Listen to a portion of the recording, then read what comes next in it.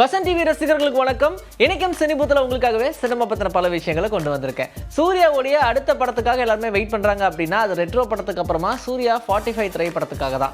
RJ பாலாஜியோட இயக்கத்துல இந்த படம் உருவாகி இருக்கு. இதுல யோகி பாபு, சுவாசிகா அண்ட் த்ரிஷா அப்படின்னு சொல்லி எக்கச்சக்கமான நடிகர்கள் நடிக்கிறாங்க. இதுல முக்கியமான கேரக்டர்ல த்ரிஷா நடிக்கிறாங்க அப்படின்னு சொன்னதுமே ரசிகர்கள் பூரி படைஞ்சிட்டாங்க. படத்துடைய ஷூட்டிங் பாத்தீங்கன்னா ராமோஜிரா ஃபிலிம் சிட்டில ரொம்ப நாள் நடந்துகிட்டு இருந்துச்சு. அதனால படத்துடைய வேகம் பார்த்ததுக்கு அப்புறமா ஆர்ஜே பாலாஜி பயங்கர ஃபாஸ்டா இருக்காருப்பா அப்படின்ற மாதிரி தான் சொல்லி இருந்தாங்க. இந்த நிலையில 2 கேரக்டர்ல சூர்யா நடிக்க போறதா சொன்னாங்க.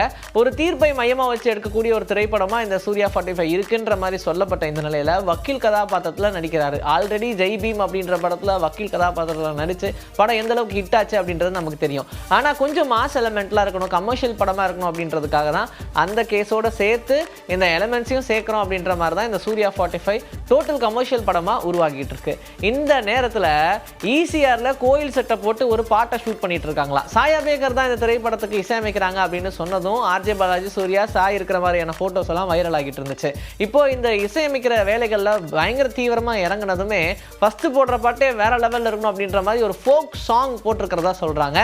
அந்த ஃபோக் சாங்க்கு குத்தாட்டம் போட்டிருக்காங்க த்ரிஷா அப்படின்னு சொல்றாங்க. சூர்யா, த்ரிஷா 2 பேருமே சேர்ந்து இந்த ஃபுல் ஃபோக் சாங்க்கு குத்து டான்ஸ் ஆடி இருக்காங்க அப்படின்றதான் ஒரு சிறப்பான விஷயம். சாய் இந்த படத்தின் மூலமா பயங்கரமான ரீச் அவருக்கு கிடைக்கும் அப்படின்ற மாதிரி தான் எதிர்பார்க்கப்படுது. தமிழ் திரையுலகத்துல ஒன்ஸ் பெரிய சக்சஸ் ஹிட்னு கொடுத்துட்டாங்கன்னா அடுத்தடுத்தது இவங்களுக்கு வெவ்வேறு இண்டஸ்ட்ரியில பட வாய்ப்புகள் வர ஆரம்பிச்சிடும். சூர்யா 45 திரைப்படத்துக்கான எக்ஸ்பெக்டேஷன் எதிர்பார்ப்பும் அதிக அளவில் இருக்கு அப்படின்னு சொல்லலாம்.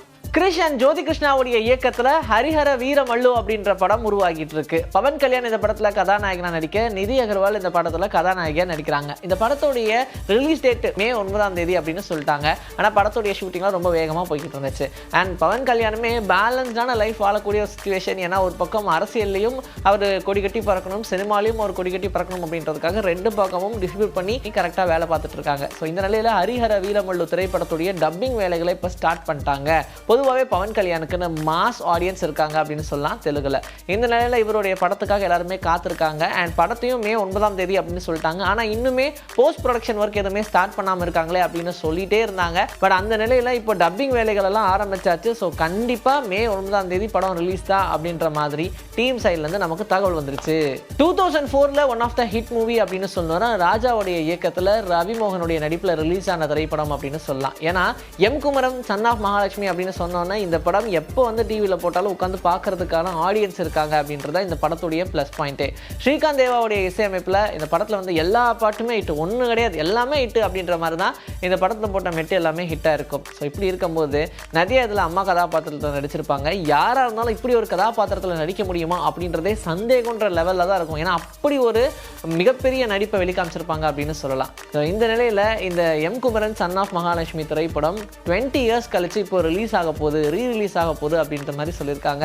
ஸோ இதனால ரசிகர்கள் சம சந்தோஷம். அதே மாதிரி நதியாவுமே பயங்கர ஹாப்பியாக இருக்காங்க. ஏன்னா இந்த M Kumaran son of Mahalakshmi அப்படின்ற படம் அவங்களுடைய நடிப்பு கெரியர்லேயே ஒரு மிகப்பெரிய மைல் ஸ்டோன் அப்படின்னு சொல்லலாம். ஸோ இப்படி இருக்கும்போது டெஃபினட்டாக இந்த படத்தை எப்படி நான் மிஸ் பண்ணுவேன் ரீரிலீஸ் ஆகும்போது அப்படின்னு சொல்லி அவங்களுமே இந்த படத்தை டெஃபினட்டாக தேட்டரில் பார்த்தே ஆகணும் அப்படின்ற ஆர்வத்தோடு தான் வெயிட் பண்ணிட்டு இருக்காங்க. அதே மாதிரி தான் ரசிகர்களும் காத்திருக்காங்க. ரவிமோகன், ராஜா, நதியா எல்லாருமே சேர்ந்து ஃபோட்டோ எடுத்திருக்கிற விஷயம் அண்ட் எல்லாருமே சேர்ந்து ஜாலியாக சிட்சாக் பண்ண விஷயம் எல்லாமே இப்போ சோஷியல் மீடியாவில் வைரல் ஆகிட்டு இருக்கு. பிரியமுடன், ஜித்தன் மாதிரியான ஹிட் படங்களை கொடுத்தவர் தான் வின்சென்ட் செல்வா. இவருடைய இயக்கத்தில் 2016ல் ரிலீஸ் ஆன படம் விருமாண்டிக்கும் சிவனாண்டிக்கும். ஆனால் அதுக்கப்புறமா எந்த படமே அவர் படவே இல்லை. ஏன்னா இந்த படம் ரசிகர்கள் மத்தியில் பெரிய அளவில் வரவேற்பு இல்லை அப்படின்றது ஒரு ரீசனாக சொல்கிறாங்க. ஜித்தன் படத்தில் அசிஸ்டன்ட் டைரக்டராக இருந்தவர் தான் மிஷ்கின். ஸோ அவர் இப்போ எந்த நிலைமையில் இருக்காரு நமக்கு தெரியும். ஆனால் வின்சென்ட் செல்வா கிட்டத்தட்ட ஒரு 9 வருஷமாக எந்த படங்களுமே இயக்காமே இருந்தார். ஆனால் இப்போ மறுபடியும் கம்பேக் கொடுக்குற டைம் வந்துருச்சு அப்படின்னு சொல்லி சுப்பிரமணி அப்படின்ற திரைப்படத்தை இயக்குறாரு. இதில் ரிச்சர்ட் ரிஷி தான் கதாநாயகனாக நடிக்கிறாங்க அப்படின்ற மாதிரி சொல்லியிருக்காங்க. ஒரு பெரிய லாங் கேப்க்கு அப்புறமா மறுபடியும் கிராமத்து சாயல்லையே ஒரு படம் எடுக்க போகிறாங்களோ, அதனால தான் சுப்பிரமணி அப்படின்னு பேர் வச்சிருக்காங்களோ அப்படின்ற மாதிரிலாம் சொல்கிறாங்க. ஆனால் அது என்ன மாதிரியான சாயல் இருக்க போகுது அப்படின்றது படத்துடைய ஒவ்வொரு அப்டேட்டில் தான் நமக்கு தெரிய வரும். ஒரு போஸ்டரை ரிலீஸ் பண்ணாலே போதும் டீகோட் பண்ணிடலாம் அப்படின்ற மாதிரி டீகோடர்ஸ்லாம் ரெடியாக தான் இருக்காங்க. பட் இந்த படத்தை பார்த்தோன்னா அஃபிஷியலான அப்டேட் நமக்கு சீக்கிரமாகவே கிடைக்கும்னு எதிர்பார்க்கலாம். பாண்டியராஜோடைய இயக்கத்தில் விஜய் சேதுபதி, நித்யா மேனனுடைய நடிப்பில் ஒரு படம் உருவாக போகுது அப்படின்னு சொல்லிட்டு இருந்தாங்க. ஆனால் இப்போ அந்த படத்துடைய ஷூட்டிங் எல்லாம் ஓரளவுக்கு கம்ப்ளீட் ஆயிடுச்சு. படத்தை சேல் பண்ண வேண்டிய நேரம் அப்படின்னு சொன்னால் என்னங்க டைட்டில் இன்னும் வைக்கலையே அப்படின்னு கேட்டால் ஒவ்வொருத்தங்க ஒவ்வொரு டைட்டில் சொல்லிட்டு இருந்தாங்க. ஆனால் ஆகாச வீரன் அப்படின்ற டைட்டில் தான் இந்த படத்துக்கு வச்சிருக்கோம் அப்படின்ற மாதிரி இப்போ வரைக்கும் சொல்கிறாங்க. என்ன காரணம் அப்படின்னா அமேசான் இதோடைய ஓடிடி உரிமமாக வாங்கிருச்சு. கிட்டத்தட்ட 22 கோடி ரூபாய்க்கு. அப்போ படத்துடைய பேர் வைக்காமல் எப்படி விற்றுருப்பாங்க? கண்டிப்பாக வச்சுருப்பாங்க அப்படின்ற மாதிரி எல்லாரும் நம்பப்பட்ட இந்த நிலையில் ஆகாச வீரன் அப்படின்ற டைட்டிலில் தான் இது உருவாகிட்டு இருக்கு அப்படின்னு சொல்கிறாங்க. விஜய் சேதுபதி, நித்யா மேனன் ஒரு டிஃப்ரெண்ட்டான ஒரு பேர். ஸோ கண்டிப்பாக இந்த பேர் பார்க்குறதுக்கு ரொம்ப அழகாக இருக்கும் அப்படின்ற மாதிரி தான் எல்லாரும் நம்புகிறாங்க.